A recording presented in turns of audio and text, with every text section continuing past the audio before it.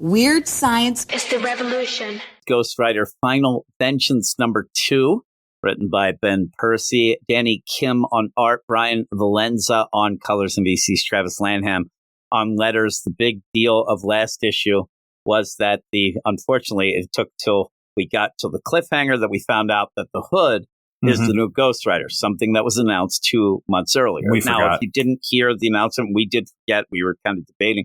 But once you saw it, you remembered, oh, yeah, they did do that. Now, in the meantime, our review that a lot of people, had some problems with there, Matt, they thought that it was cool. Hey, we saw, surfing Ghost Rider.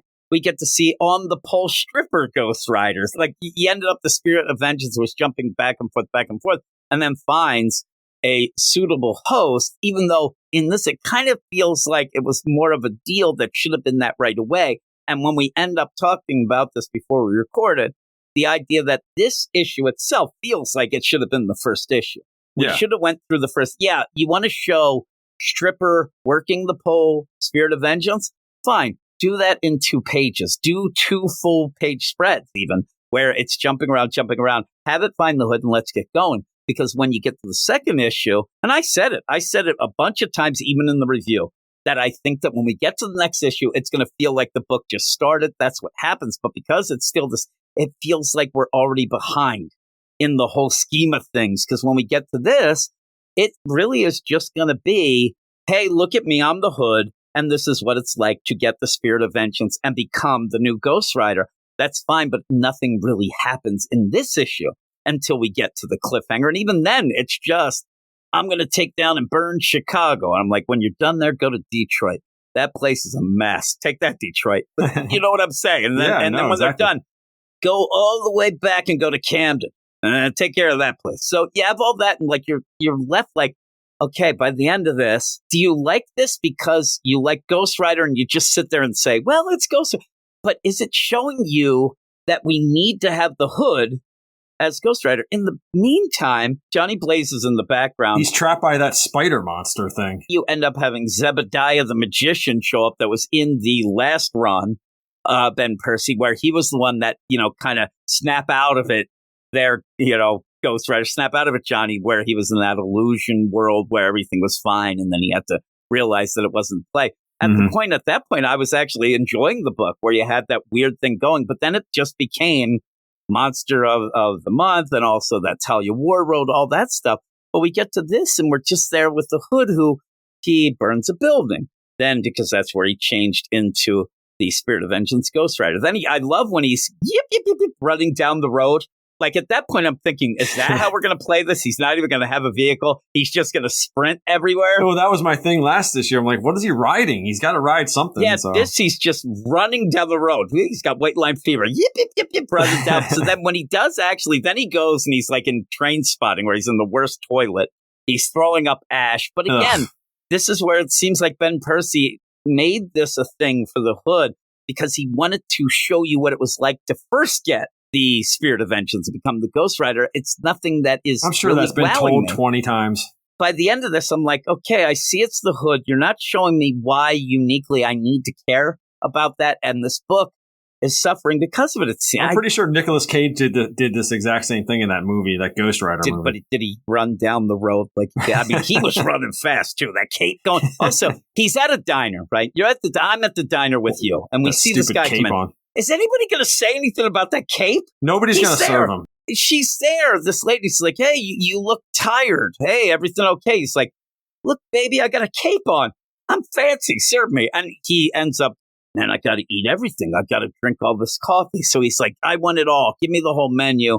That's always usually a joke when you have that, right? But they're doing it, which is also ridiculous. I mean, I really do think if you ended up, we should test this out. Me and you this weekend, we're going to go to a diner at like 2 a.m. and say we want the whole menu. Plus, we'll both wear capes. I'll say I'm the Count of Monte Cristo or something crazy like that. And see them say, you ain't getting the whole menu. Pick something. I don't care how much money you have. We can make you 10 meals or something, but you know that, right? Or they want you to pay first. There's no way they're making that whole menu, because then you're scaring me. What, you think I can't pay my bill?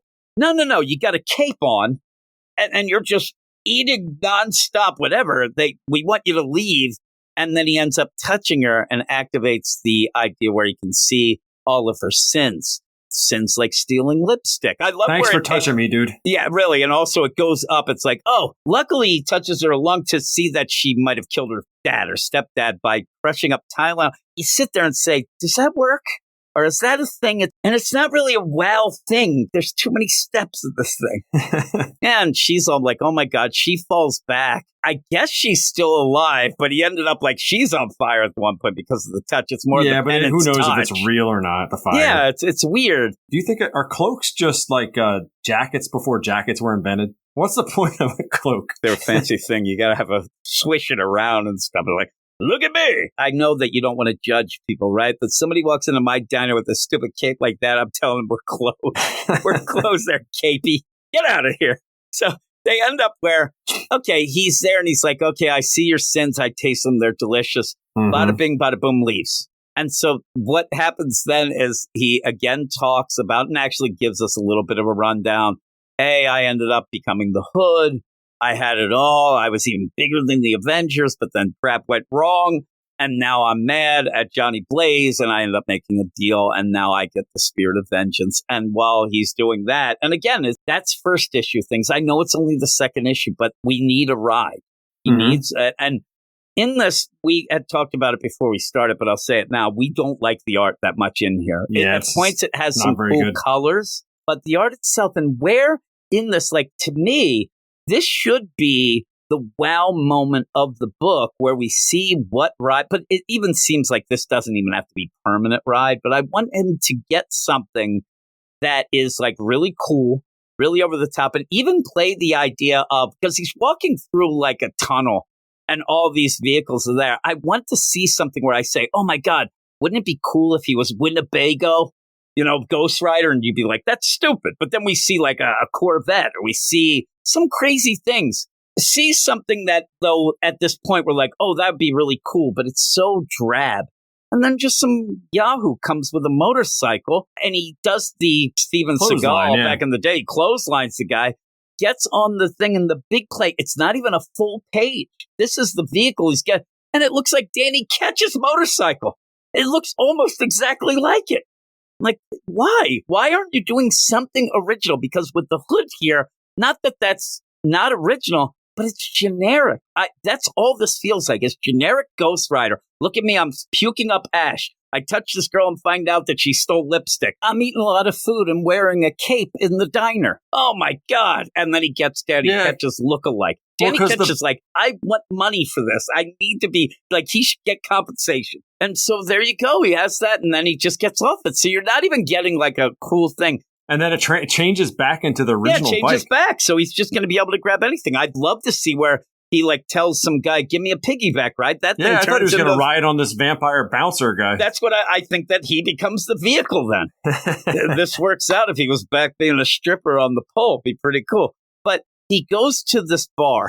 I mean, this is like bing, bing, boom. He ends up where he needs some vengeance. He's going to take down Chicago. All of a sudden, he's in Chicago, and he's going to the Meat Locker. It's a vampire bar. When you say vampire bar, you're saying it at the time that we're about to start Blood Hunt. I don't know if it's... He goes down. I said to you, here's the plan. And I'll tell you the plan. I'll spoil it. He has a liquor canister deal, like a flask of holy water. He's going to go up to the vampire bouncer at the Meat Locker and then make a convoluted story of, hey, I got to see your boss. I want to get in. Hey, can I give you a drink here? I have this flask full of pure blood, and I want to get, hey, and then it's like, I punked you. It's holy water. And he said, all he had to do was walk up and right in his face and go in. That would have been more of a badass move, where he just walks up and sprays him. There's no reason to make a story up. Well, it's actually just battery acid. So he thought it was being cool. That guy's just clocking in to work as a bouncer, and he's dead now. I mean, the guy, what else has an undead guy to do? He has a night job. He's working a bouncer deal. I mean, give the guy a break. He's earning an honest day's work. You see, that's where you're wrong, because it's an honest night's work. Actually, as the Hood walks in, the guy whispers, thank you. Now he can pass on. This is all he wanted. He didn't like... He can be as sexy as self Again, now. You talk about this. Yeah. You talk about it. This guy is now undead. He's going to live forever as a vampire, and he's a stupid bouncer. It was probably his job before. Yep. Like, he didn't even get to upgrade.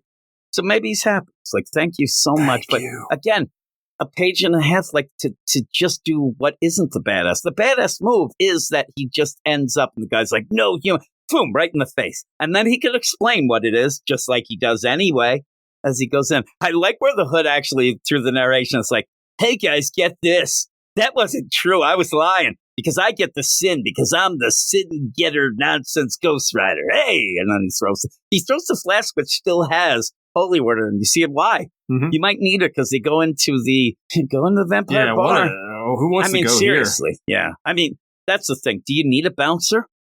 And I'm asking you because if the bouncer doesn't stop you, you're getting eaten. Yeah. Why would you have a bouncer?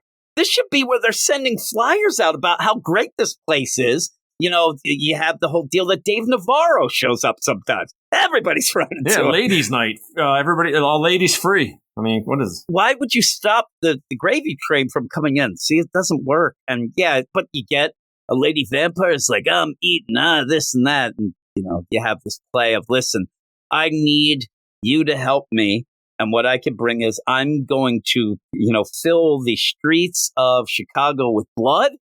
And I need you to clean it up. And if I'm the vampire lady, I'm like, well, I don't really have to deal with you to just go and clean up. I'll just wait till you do that. I'm not making any deals. I'll just do that. But she's like, oh, that sounds great, whatever.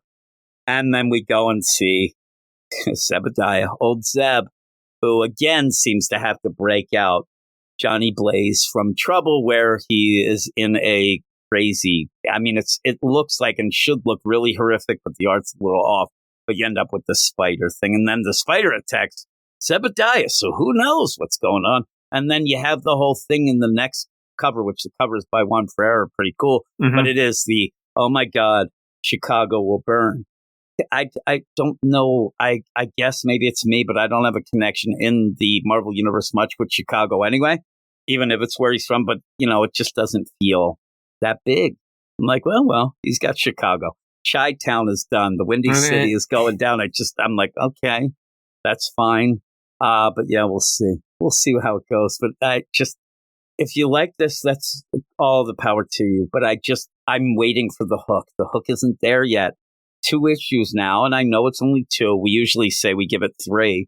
But the hook of me saying, I have to read this. Oh my God, the Hood. That's so cool. Oh, I get it now. I didn't say any of those. I'm sitting there thinking of, why did he end up making that big story up and not just spray him with the water? There was no reason. Yeah. And then, like you said, he couldn't get it. Based on the cover or whatever else, it's just a Johnny gets the power back eventually story. You're going to change these things up. There has to be a reason. It has to be cool. It has to elevate something. Now, I think it's just here to say, I need Johnny Blaze back. It's like the new Coke and classic Coke is Johnny Blaze who's going to come back. And now all of a sudden, we love the classic Coke now. We hate that new Coke. That's all the Hood is, new Coke. And it's nonsense. Mm-hmm. But we will move on to the last issue of Me and You. I actually thought we'd be a little more positive. What were the scores on this one, though? Oh, yeah. What is your score? 5.5. Yeah, mine's a 5. Just a straight 5. 5.5. I like Juan Ferrer's covers, at least. Yeah, they're pretty cool. Weird science is the revolution.